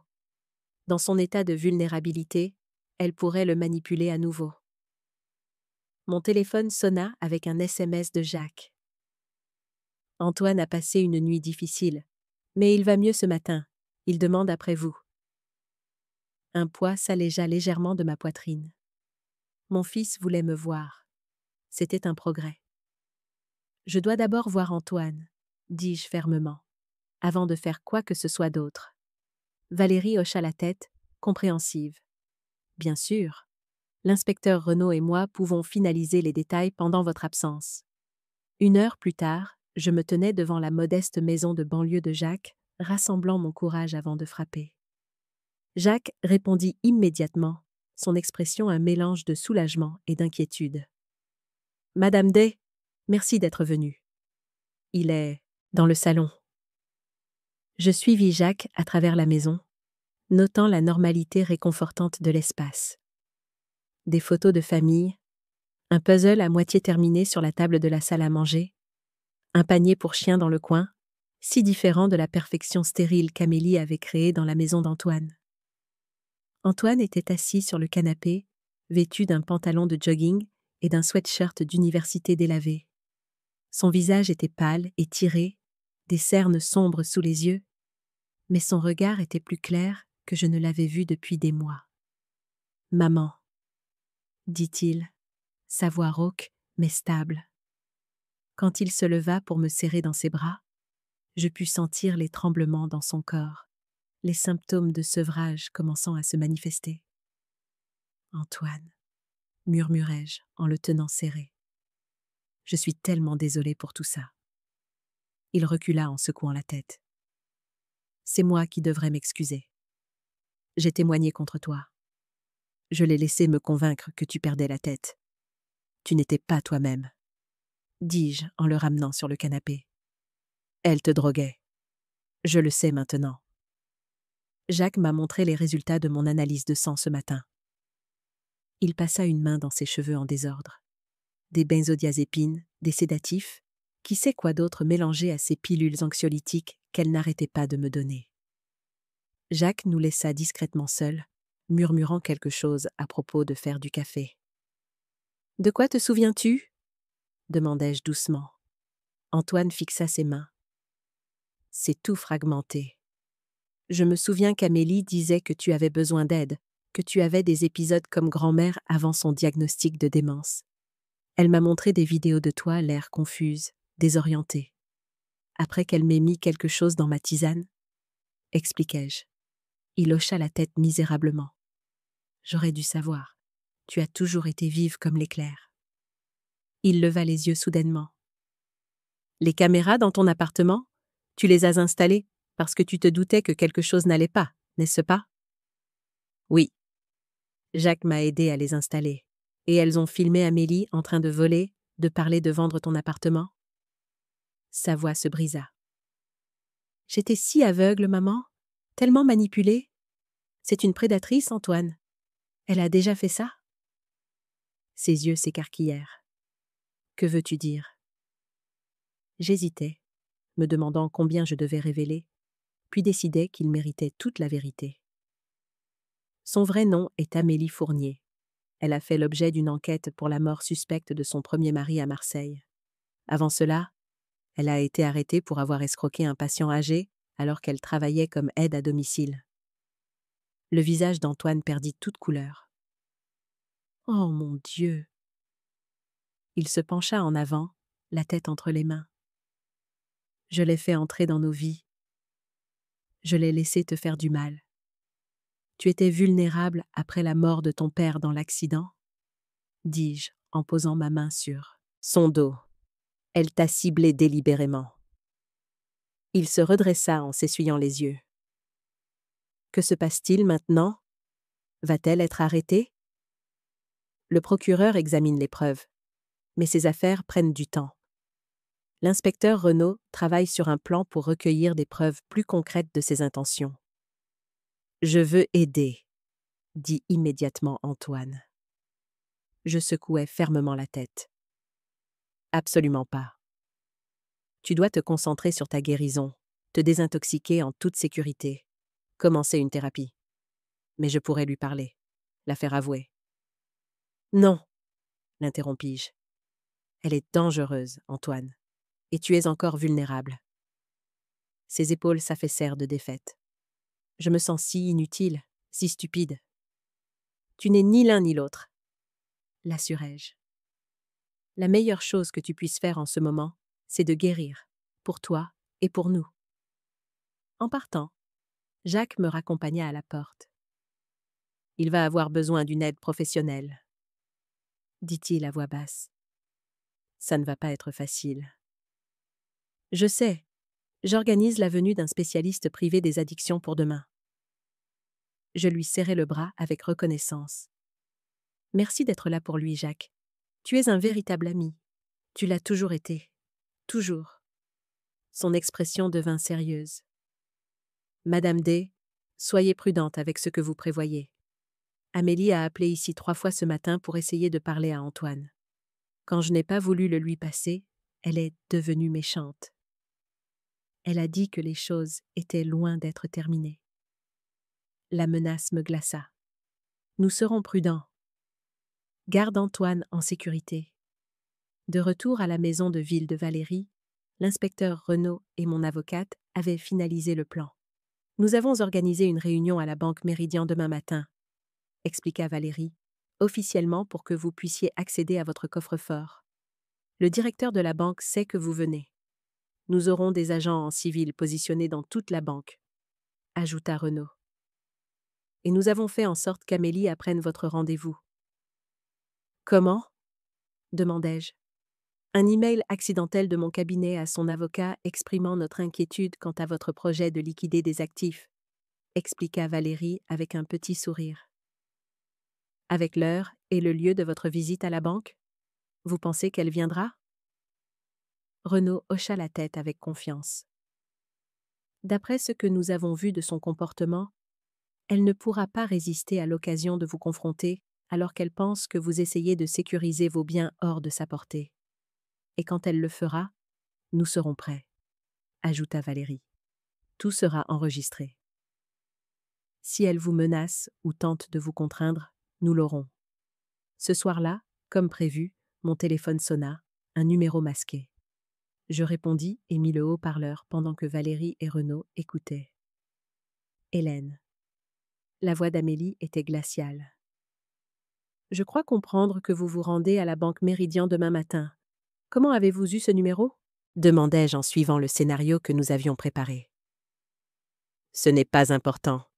Ce qui est important, c'est que vous compreniez quelque chose. Ce n'est pas fini. Loin de là. Le tribunal a statué en ma faveur, Amélie. La tutelle a été refusée. Son rire était cassant. Les tribunaux peuvent être persuadés de reconsidérer, surtout lorsque de nouvelles preuves apparaissent. Quelles preuves ? Disons simplement que j'ai des vidéos de vous qui vous font paraître bien pire que ce qui a été montré au tribunal. Des vidéos qu'Antoine n'a même pas encore vues. Mon estomac se noua à la menace implicite. D'autres preuves fabriquées ? Est-ce que ça a de l'importance ? Le temps que la vérité éclate, j'aurai ce que je veux. Son ton changea, devenant faussement doux. Mais ça n'a pas à se passer comme ça, Hélène. Nous pourrions trouver un arrangement. Quel genre d'arrangement ? Retrouve-moi à la banque demain. Juste toi et moi, pas d'avocat. Nous discuterons de conditions qui pourraient être bénéfiques pour tout le monde. Renaud hocha la tête de manière encourageante. Elle mordait à l'hameçon. Je ne sais pas, Amélie. Après tout ce qui s'est passé... Pense à Antoine, l'interrompit-elle. Il est dans un état fragile en ce moment. Comment penses-tu qu'il réagirait en voyant sa mère dans ses vidéos ? En entendant les choses que tu as dites sur lui quand tu n'étais pas toi-même ? La menace était sans équivoque. D'accord, dis-je en injectant de la réticence dans ma voix. Demain à 10h, juste nous. Sage décision, Hélène. À demain. L'appel terminé, Renaud sourit sombrement. Elle a mordu à l'hameçon. Maintenant, nous attendons. Le lendemain matin, j'étais assise nerveusement dans une salle de consultation privée de la Banque Méridien. Le coffre-fort que j'avais demandé était posé, non ouvert, sur la table devant moi. Des caméras et des microphones cachés avaient été discrètement installés dans toute la pièce. L'inspecteur Renaud et 2 agents en civil étaient positionnés dans le hall principal de la banque, tandis que Valérie attendait dans le bureau d'un directeur avec un flux vidéo direct de ma salle. À 10h05 précise, la porte s'ouvrit et Amélie entra. Elle était impeccable comme toujours, blazer de créateur, maquillage parfait, pas un cheveu de travers. Mais il y avait quelque chose de différent dans ses yeux. Une dureté, un désespoir qui n'était pas là avant. Hélène, me salua-t-elle avec un sourire froid. C'est gentil de me rencontrer. Vous ne m'avez pas laissé beaucoup de choix, répondis-je en lui faisant signe de s'asseoir. Elle resta debout, regardant le coffre-fort. Vous prévoyez de retirer des objets de valeur avant qu'ils ne puissent être catalogués? C'est ma propriété, Amélie. Le tribunal l'a confirmé. Pour l'instant, elle s'assit enfin, croisant élégamment les jambes. Mais les circonstances changent. Que voulez-vous? Demandai-je directement. Son sourire s'élargit, direct comme toujours. J'aime ça chez vous, Hélène. Tellement rafraîchissant, vieille école. Elle se pencha en avant. Je veux ce que j'ai toujours voulu, la sécurité financière, et vous allez m'aider à l'obtenir. Pourquoi ferais-je ça? Parce que, si vous ne le faites pas, je détruirai ce qui reste d'Antoine. Elle sortit son téléphone et me montra une vidéo.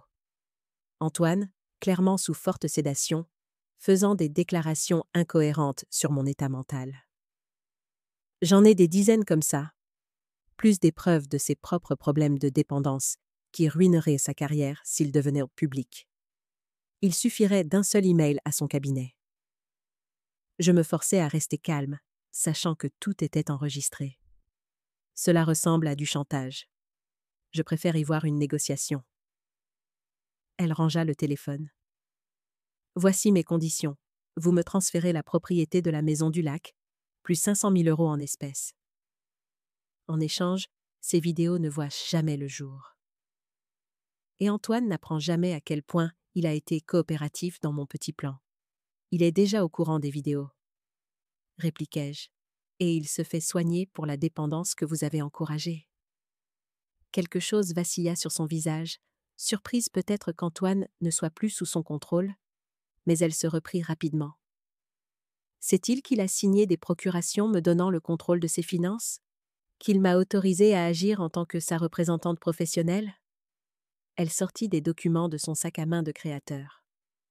Même avec la tutelle refusée, j'ai encore un levier juridique important sur vous deux. J'examinai les documents qu'elle fit glisser sur la table. La signature d'Antoine semblait authentique, bien que je soupçonne qu'elle ait été obtenue alors qu'il était sous influence. Ceux-ci ont été signés sous la contrainte, dis-je. Ils ne tiendraient pas devant un tribunal. Peut-être, mais le prouver serait compliqué, public et dévastateur pour la convalescence d'Antoine. Elle sourit finement. Ou nous pourrions résoudre cela discrètement. Vous me donnez ce que je veux. Je disparais de vos vies pour toujours. Une rupture nette. Et si je refuse? Alors je liquide tout ce que je peux grâce à ces autorisations, je diffuse les vidéos, et advienne que pourra. Son expression se durcit. Je gagne toujours, Hélène, d'une manière ou d'une autre. Je pris une profonde inspiration. Je dois y réfléchir. Ne réfléchissez pas trop longtemps. Mon offre expire à la fin de la journée. Elle se leva avec aisance. Appelez-moi quand vous aurez pris votre décision. La bonne, j'espère. Alors qu'elle se tournait pour partir, je ne pus résister à une dernière question. Est-ce que quelque chose était réel? Votre relation avec Antoine? Elle s'arrêta à la porte. Il était un moyen pour parvenir à une fin. Assez agréable, mais finalement juste un autre tremplin. Son sourire était glaçant, tout comme les autres avant lui. Après son départ, l'inspecteur Renaud entra immédiatement. Nous avons tout. La tentative de chantage, les menaces, l'aveu sur les victimes précédentes. Tout est sur bande. Est-ce que ce sera suffisant? Demandai-je, mes mains tremblant légèrement maintenant que la confrontation était terminée. Plus que suffisant pour un mandat d'arrêt, confirma-t-il. Mais nous devons agir vite. D'après ce qu'elle a dit, je pense qu'elle prévoit d'accéder au compte en utilisant ses autorisations d'Antoine. Elle a mentionné la liquidation des actifs. Approuvai-je. Exactement. Nous devons invalider ces documents immédiatement et tout geler jusqu'à ce que nous puissions régler ça. Valérie nous rejoignit, l'expression triomphante. Excellent travail, Hélène. Vous l'avez fait parler assez longtemps pour qu'elle s'incrimine complètement. Elle sortit son téléphone. Je dépose des requêtes d'urgence pour invalider ces documents dès maintenant. Pendant qu'il travaillait, je restais assise tranquillement, rejouant dans ma tête l'aveu froid d'Amélie. Il était un moyen pour parvenir à une fin. La cruauté désinvolte de ses propos était stupéfiante. Mon fils, son deuil, sa douleur, sa dépendance n'avaient été que des outils à exploiter pour elle. Ma résolution se durcit. Il ne suffisait pas de l'empêcher de prendre mes biens. Elle devait faire face à de réelles conséquences pour le mal qu'elle avait fait. Pas seulement à moi, mais à Antoine, à ses victimes précédentes et à toute autre personne qu'elle pourrait cibler à l'avenir. « Inspecteur, dis-je soudainement, et si nous pouvions la faire avouer qu'elle m'a empoisonné, qu'elle a drogué Antoine ?» Renaud leva les yeux de son téléphone. « Cela renforcerait considérablement le dossier, mais elle est trop prudente pour ça. »« Pas si elle pense qu'elle gagne, » répondis-je. « Pas si elle croit que je suis prête à lui donner tout ce qu'elle veut pour protéger Antoine. » Valérie et Renaud échangèrent un regard.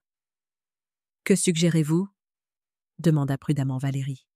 « Une dernière rencontre, sur mon territoire cette fois. » Le plan fut rapidement mis en place. Dans l'après-midi, l'inspecteur Renaud avait obtenu les mandats nécessaires et Valérie avait déposé des requêtes pour geler tous les comptes et invalider les documents qu'Amélie avait obtenus d'Antoine. « Êtes-vous sûr de ça ?» demanda Jacques en m'aidant à installer les caméras supplémentaires dans mon appartement. J'avais été autorisée à rentrer chez moi après la décision du tribunal, bien que beaucoup de mes objets de valeur manquaient toujours. « Absolument sûr !» répondis-je en le regardant ajuster l'angle d'une caméra cachée dans le salon. « Elle ne va pas simplement disparaître, Jacques. Elle a menacé de détruire Antoine si je ne lui donne pas ce qu'elle veut. Il va mieux aujourd'hui, » offrit Jacques. « Le spécialiste que vous avez fait venir est passé ce matin. Il a dit que le sevrage physique devrait atteindre son pic dans les 48 prochaines heures, mais il le gère bien. » Je hochai la tête avec reconnaissance.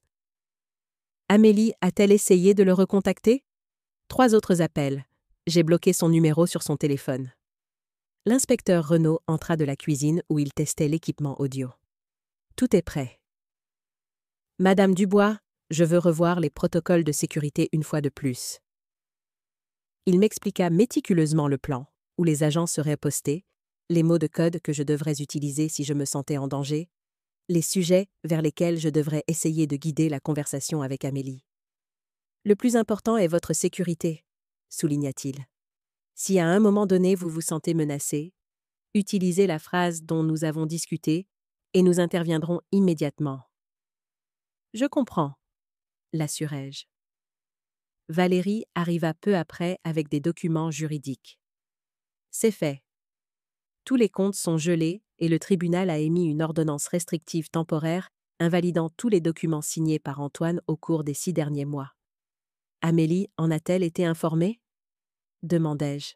« Pas officiellement, mais elle le découvrira dès qu'elle essaiera d'accéder à quoi que ce soit, ce que, selon la banque, elle a tenté de faire il y a environ 1 heure. » Je souris sombrement.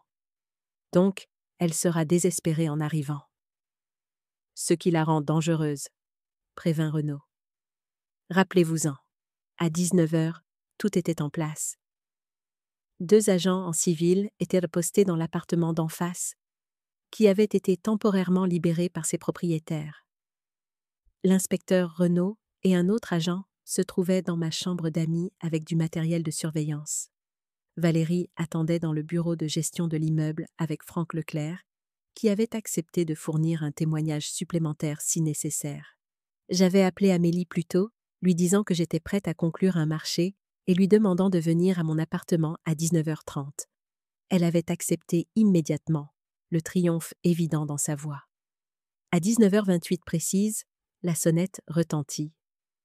Sur le moniteur de sécurité, je pouvais voir Amélie attendre avec impatience, consultant sa montre. Je pris une profonde inspiration, redressai les épaules et ouvris la porte. Amélie, merci d'être venue. Elle me bouscula pour entrer dans l'appartement, ses yeux balayant l'espace d'un air critique. Je vois que vous vous êtes réinstallée, savourant votre victoire temporaire. Pas si temporaire, répondis-je en fermant la porte.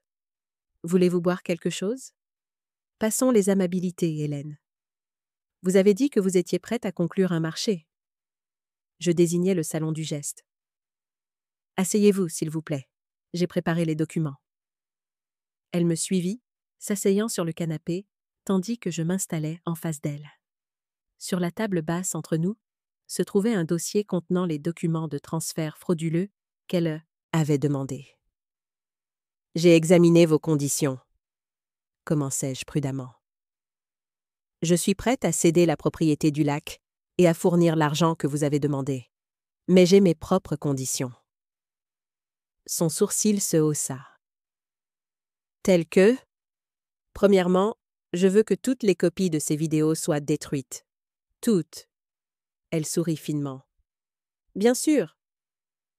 Deuxièmement, je veux votre accord écrit de laisser Antoine tranquille en permanence. Pas de contact, pas de menaces supplémentaires. Facile à faire. Et troisièmement, continuai-je en me penchant légèrement en avant. Je veux savoir comment vous avez fait. La tisane, les médicaments, tout. Avant de signer quoi que ce soit, je veux la vérité. Amélie rit, se détendant sur le canapé. Pourquoi? Pour que vous puissiez me dénoncer à la police? Elle secoua la tête. Je ne pense pas. Pas pour la police, mentis-je, pour ma propre tranquillité d'esprit. J'ai besoin de comprendre ce qui m'est arrivé. À Antoine. Comment vous avez réussi à faire croire à tout le monde que je perdais la tête? Elle m'étudia un long moment, pesant clairement si c'était un piège. Mais son arrogance l'emporta. Le désir de se vanter de son intelligence. Ce n'était pas particulièrement difficile, dit-elle finalement. La tisane contenait un mélange d'herbes avec de la scopolamine naturelle, plus quelques éléments supplémentaires que j'ai perfectionnés au fil des ans, assez pour provoquer la désorientation, des problèmes de mémoire, de la confusion, tous les symptômes qui imitent une démence précoce. Et les vidéos prises pendant que vous étiez sous influence, bien sûr, soigneusement montées pour ne montrer que les pires moments. Elle sourit.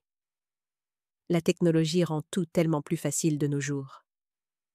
Je hochai lentement la tête. Et Antoine? Que lui avez-vous donné? Au début, juste du Xanax écrasé dans sa nourriture ou ses boissons. Puis, comme il devenait plus méfiant, des sédatifs plus forts. Finalement, il prenait les pilules volontairement, croyant qu'elles étaient pour l'anxiété. Son expression était froidement clinique. La dépendance est remarquablement facile à encourager chez quelqu'un avec son histoire. Vous avez fait des recherches sur lui avant de le rencontrer, n'est-ce pas? Demandai-je, bien que je connaisse déjà la réponse. Bien sûr, je fais toujours une vérification approfondie. Sa blessure antérieure, son historique de prescription, la richesse de sa famille, l'absence d'exigence prénuptiale, tous des facteurs idéaux. Elle jeta un coup d'œil au dossier sur la table. Maintenant, à propos de ces documents. Juste une question de plus, dis-je en temporisant légèrement. Vous avez déjà fait ça, n'est-ce pas? À Marseille. Un éclair de surprise traversa son visage, rapidement masqué. Mon passé n'est pas pertinent, pas pour moi. Si je cède un demi-million d'euros, je veux savoir à qui j'ai affaire. Elle soupira avec impatience. Très bien, oui, il y en a eu d'autres. Une patiente, quand je travaillais dans la santé. Un mari qui avait survécu à son utilité. Aucun aussi riche que vous, malheureusement. Mais des expériences éducatives. Et ils n'ont jamais rien soupçonné. Le premier commençait à se douter vers la fin, mais un timing opportun a rendu cela sans importance. Son sourire était glaçant. Le second n'a jamais eu la moindre idée, un peu comme Antoine. Je luttais pour garder une expression neutre, bien qu'intérieurement je fusse enragé. La manière désinvolte dont elle parlait de ruiner des vies, de mettre fin à des vies, était horrifiante. « Je vois », dis-je en attrapant le dossier. « Eh bien, je suppose que je devrais signer ça alors. »« Ce serait sage, » approuva-t-elle. Alors que j'ouvrais le dossier et prenais un stylo, je posais une dernière question. Qu'auriez-vous fait si la tutelle avait été accordée? Si vous aviez obtenu le contrôle de tout? Initialement, le plan était de liquider vos actifs progressivement, en faisant croire que vous réduisiez simplement votre train de vie en raison de votre état déclinant. Elle haussa élégamment les épaules. Après la décision du tribunal, j'ai dû accélérer le calendrier. Les procurations d'Antoine étaient mon plan de secours. Et Antoine? Son expression se durcit légèrement. Une fois que j'aurais sécurisé les actifs, son utilité aurait pris fin. Une rechute opportune peut-être, un séjour en cure de désintoxication où il pourrait réfléchir à ses mauvais choix. Pendant que vous disparaissiez avec l'argent, finis-je. Précisément, elle fit un geste impatient vers les documents.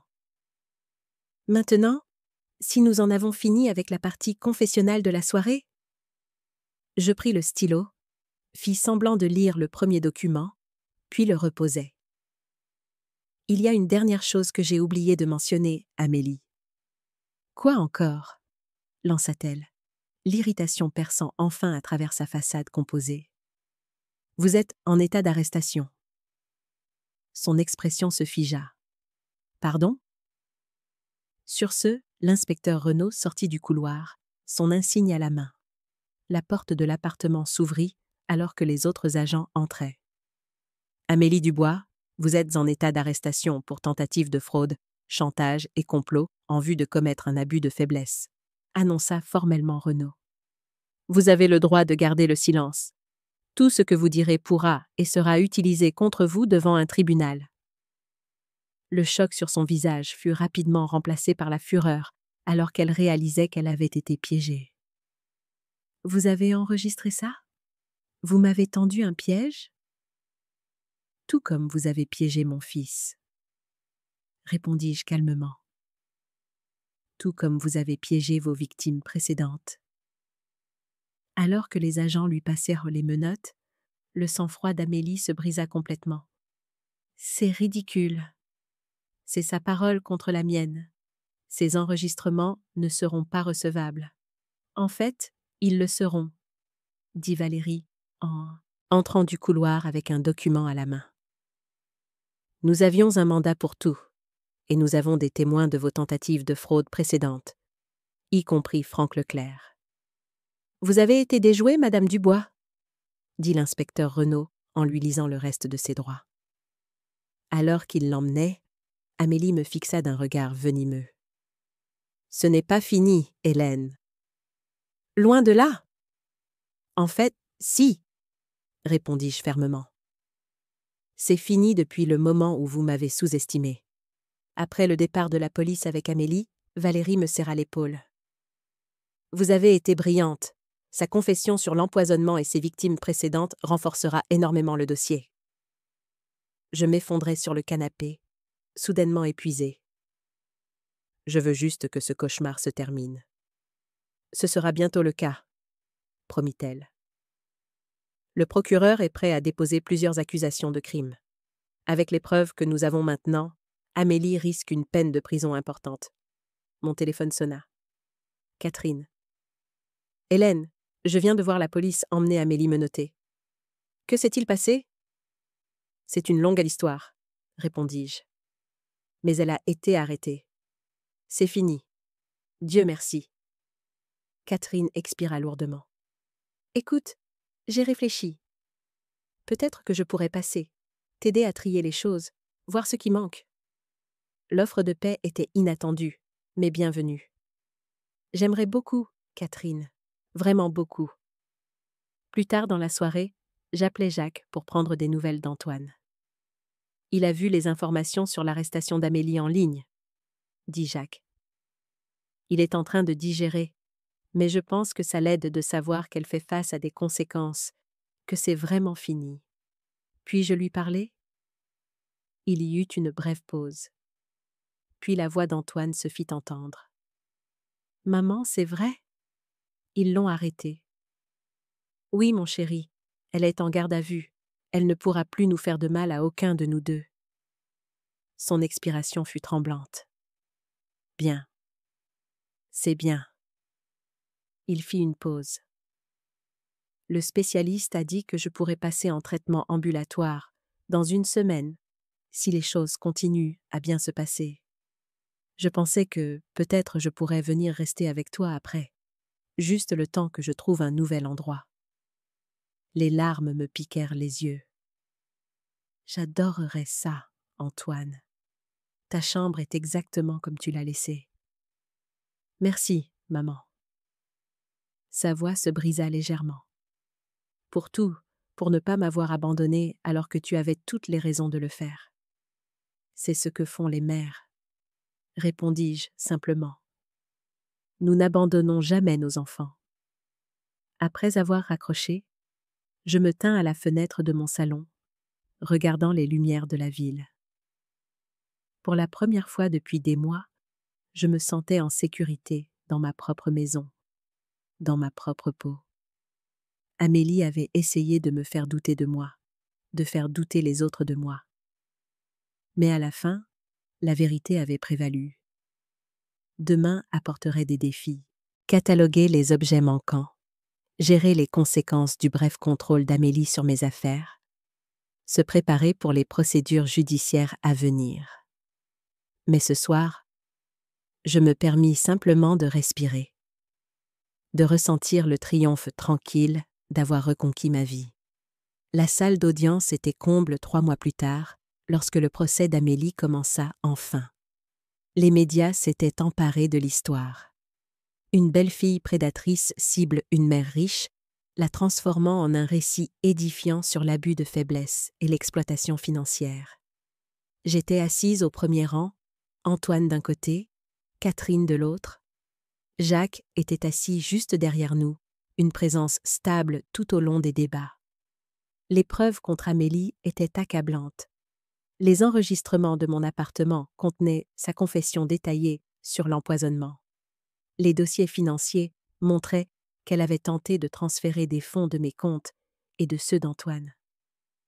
Les preuves médicales de métaux lourds dans mon système correspondaient aux échantillons de ses victimes précédentes à Marseille. Le plus accablant fut le témoignage d'une ancienne complice, une infirmière qui avait travaillé avec Amélie à la clinique de traitement de la douleur où elle avait rencontré Antoine. En échange d'une réduction de peine dans sa propre affaire, elle témoigna du ciblage calculé par Amélie de patients vulnérables et de ses plans explicites pour exploiter le deuil et la blessure d'Antoine. Amélie maintint son innocence tout au long du procès. Son avocat argua qu'elle était la victime d'un coup monté élaboré par une belle-mère vengeresse, mais les preuves racontaient une autre histoire. Le psychologue légiste qui évalua Amélie la décrivit comme ayant des tendances sociopathes claires, avec un schéma de comportement prédateur, ciblant les individus vulnérables. Quand ce fut mon tour de témoigner, je ressentis un calme étrange en prenant place à la barre. La procureure, une femme au regard perçant, nommée Éléonore Joly, me guida méthodiquement à travers mon expérience. « Madame Dubois, quand avez-vous commencé à soupçonner que quelque chose n'allait pas ?» demanda-t-elle. Après la 3e fois où je me suis sentie désorientée et confuse après un de nos dîners de famille, expliquai-je. À chaque fois, Amélie m'avait préparé une tisane spéciale. Et quelles mesures avez-vous prises sur la base de ces soupçons? Je décrivis les caméras de sécurité, les tests médicaux, la collecte de preuves, toutes les étapes que j'avais entreprises pour me protéger et, finalement, protéger mon fils. Lors du contre-interrogatoire, l'avocat d'Amélie tenta de me dépeindre comme paranoïaque, suggérant que j'avais fabriqué des preuves en raison de ma désapprobation du mariage de mon fils. « Madame Dubois, n'est-il pas vrai que vous n'avez jamais approuvé la relation de votre fils avec ma cliente ?» demanda-t-il. J'avais des inquiétudes, reconnus-je. Mais je voulais qu'Antoine soit heureux. J'ai accueilli Amélie dans notre famille. Pourtant, vous avez installé une surveillance secrète dans votre maison sans les en informer. J'ai installé des caméras de sécurité dans ma propre maison après que des objets ont commencé à disparaître et que j'ai ressenti des symptômes inexpliqués. Corrigeai-je fermement. Comme les preuves l'ont montré, ces inquiétudes étaient pleinement justifiées. Le témoignage d'Antoine fut peut-être le plus difficile à regarder. Encore amaigri par sa convalescence, il décrivit comment Amélie l'avait systématiquement isolé, contrôlé ses médicaments et l'avait manipulé pour lui faire croire que je souffrais de déclin cognitif. Elle me donnait des pilules avant toute interaction avec ma mère, expliqua-t-il, sa voix stable malgré l'aveu douloureux. Elle disait que c'était pour l'anxiété, mais elle me laissait dans le brouillard. Suggestible. Quand je remettais les choses en question, elle augmentait la dose. Et avez-vous sciemment participé à la tentative d'établir une tutelle sur votre mère ? Demanda la procureure. Les yeux d'Antoine croisèrent brièvement les miens. Oui, admit-il. Je croyais que ma mère souffrait de démence comme ma grand-mère. Amélie m'a montré des vidéos, des moments choisis où ma mère semblait confuse. Maintenant, je sais que ces épisodes se produisaient après qu'on lui ait donné la tisane contenant des substances toxiques. Le procès dura 2 semaines. Lorsque le jury revint après délibération, la salle d'audience tomba dans le silence. Sur le chef d'accusation d'abus de faiblesse sur personne vulnérable, nous déclarons l'accusé coupable. Sur le chef d'accusation de tentative de fraude, nous déclarons l'accusé coupable. Sur le chef d'accusation d'association de malfaiteurs en vue d'une exploitation financière, nous déclarons l'accusé coupable. La litanie se poursuivit pour les 14 chefs d'accusation. Amélie resta immobile, son expression figée dans l'incrédulité, alors que tout le poids du verdict s'abattait sur elle. Lors de l'audience de détermination de la peine, 1 semaine plus tard, la juge Lebrun examina l'affaire avec un dégoût évident. Madame Fournier, la nature calculée de vos crimes est parmi les plus dérangeantes que ce tribunal ait vues, déclara-t-elle.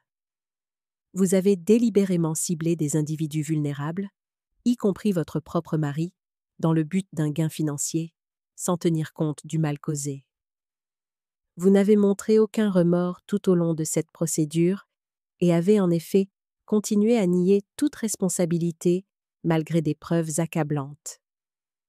Elle la condamna à 12 ans de prison ferme, 5 pour la fraude et les crimes financiers, 7 pour l'abus de faiblesse et les chefs d'empoisonnement. Alors qu'Amélie était emmenée, elle se tourna pour me lancer un dernier regard furieux. Je soutins son regard fermement, refusant de détourner les yeux jusqu'à ce qu'elle ait quitté la salle d'audience. Dehors, sur les marches du palais de justice, les journalistes se rassemblèrent autour de nous, criant des questions. Valérie géra la plupart des demandes avec professionnalisme, tandis qu'Antoine, Catherine et moi, nous tenions ensemble. Un front uni. « Madame Dubois, que ressentez-vous de voir la justice rendue ?» lança un journaliste. Je réfléchis à la question avant de répondre. La justice ne consiste pas seulement à punir. Il s'agit de prévention. De s'assurer que ce qui m'est arrivé n'arrive pas à d'autres. C'est là que je concentrerai mes efforts à l'avenir. Un message pour les autres familles confrontées à l'abus de faiblesse ? Demanda un autre. Faites confiance à votre instinct, répondis-je fermement. Documentez tout et rappelez-vous que l'âge ne diminue ni votre valeur, ni votre voix. Dans les semaines qui suivirent le procès, la vie reprit progressivement un nouveau cours normal. Antoine emménagea temporairement dans ma chambre d'amis, tout en continuant son traitement ambulatoire. Sa convalescence fut difficile. Il y eut des jours difficiles, des moments d'auto-récrimination, le dur travail de reconstruction de sa sobriété et de son estime de soi. Mais il y eut aussi des progrès, authentiques et encourageants. Catherine devint une visiteuse régulière. Notre relation se réchauffa alors que nous redécouvrions un terrain d'entente. La compétition qui avait défini notre relation pendant des décennies laissa progressivement la place au respect mutuel et finalement à une véritable affection. « J'ai réfléchi », dit-elle un soir, alors que nous dînions sur mon balcon. « Peut-être qu'il est temps que je revienne m'installer ici. Mon bail à Nice expire le mois prochain, et plus rien ne me retient vraiment là-bas. »« Tu reviendrais ici ?» demandai-je, surprise. Elle hocha la tête. « Si ça ne te fait pas trop de proximité familiale ?» Je souris en attrapant sa main. Je pense que nous avons mérité le droit d'essayer. Quant à moi, l'expérience m'avait changé d'une manière que je découvrais encore. Je me sentais à la fois plus forte et plus vulnérable, plus consciente de la cruauté humaine comme de la bonté humaine. 6 mois après le procès, je pris une décision. Utilisant une partie de l'indemnisation du procès civil contre Amélie, qui comprenait la récupération de la plupart de mes biens volés, j'ai créé la Fondation du Bois pour la protection des aînés, une organisation à but non lucratif dédiée à la prévention de l'exploitation financière et de l'abus des personnes âgées. « Êtes-vous sûr de ça ?» demanda Valérie alors que nous finalisions les documents. « Vous pourriez utiliser cet argent pour vous, pour votre retraite ?»« Je suis sûre, » répondis-je. « Ce qui m'est arrivé arrive à des milliers de personnes âgées chaque année. La plupart n'ont pas les ressources que j'avais pour me défendre. » La Fondation s'associa avec les forces de l'ordre local pour fournir une formation sur la reconnaissance de l'abus de faiblesse, offrit une aide juridique aux personnes âgées confrontées à l'exploitation et créa des groupes de soutien pour les victimes et leurs familles. Antoine, maintenant sobre depuis 9 mois, rejoignit la Fondation en tant que directeur de programme, utilisant sa propre expérience pour aider les familles à reconnaître les signes de manipulation et d'isolement. Son cabinet d'architecture l'avait mis en congé prolongé, mais il trouva son nouveau travail étonnamment épanouissant. « Je n'aurais jamais pensé que quelque chose de bon puisse sortir de ce qui s'est passé, » me dit-il un soir, alors que nous examinions des documents pour une présentation à venir. « Mais voir l'impact que nous avons, les gens que nous aidons, j'ai l'impression qu'il y avait peut-être un but à tout ça. » « Il y a toujours un but dans la douleur si nous choisissons de le trouver, » répondis-je. « Ton père disait ça. » Antoine sourit, l'expression atteignant maintenant ses yeux d'une manière qu'elle n'avait pas eue depuis trop longtemps. Il avait raison, comme d'habitude. 1 an jour pour jour après qu'Amélie soit entrée pour la première fois dans mon appartement avec l'équipe de déménagement, je me tenais devant un public de travailleurs sociaux, de forces de l'ordre et de personnes âgées lors de la première conférence annuelle de notre fondation. L'abus de faiblesse prospère dans le silence et l'isolement, commençai-je. Les prédateurs qui ciblent les personnes âgées comptent sur la honte, sur notre réticence à admettre notre vulnérabilité, sur les membres de la famille trop occupés ou distraits pour remarquer les signes avant-coureurs. J'ai partagé mon histoire sans gêne ni réserve. La manipulation, le gaslighting, l'effort systématique pour me faire douter de mon propre esprit. Je ne partage pas cela pour la sympathie, expliquai-je. Je le partage parce que la connaissance est le pouvoir. Parce que plus nous mettons ces expériences en lumière, plus il devient difficile pour les prédateurs d'opérer dans l'ombre. Pendant que je parlais, je voyais des têtes hochées en signe de reconnaissance. Après ma présentation, une file de personnes se forma pour me parler, beaucoup partageant des expériences similaires, d'autres cherchant des conseils pour des situations préoccupantes dans leur propre famille. Un monsieur âgé me serra la main fermement. « Merci, » dit-il, les yeux brillants de larmes non versées. « La nouvelle femme de mon fils fait exactement ce que vous avez décrit. Je pensais que j'imaginais des choses. Maintenant, je sais que non.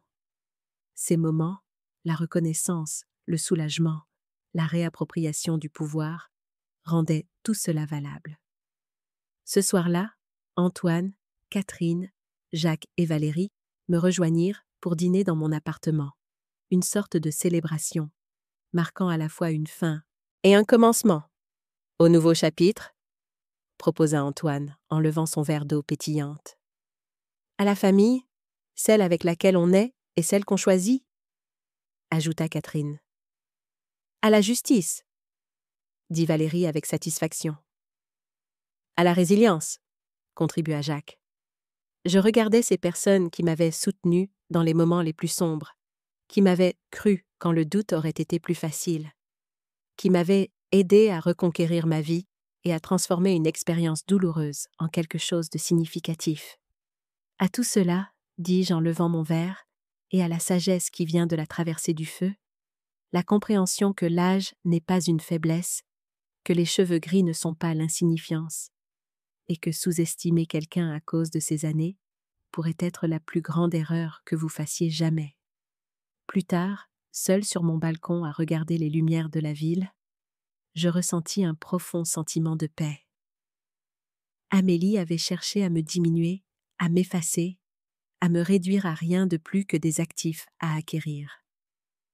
Au lieu de cela, elle m'avait involontairement aidé à découvrir des forces que je ne savais pas posséder et un but que je n'aurais peut-être jamais trouvé.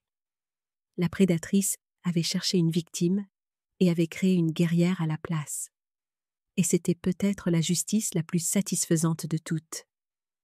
Que feriez-vous si vous découvriez qu'un proche tente de manipuler votre réalité?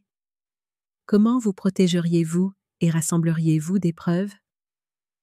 Commentez ci-dessous avec vos pensées. Si vous avez apprécié cette histoire, découvrez L'héritage interverti et La fortune secrète de grand-mère, 2 autres histoires populaires sur notre chaîne.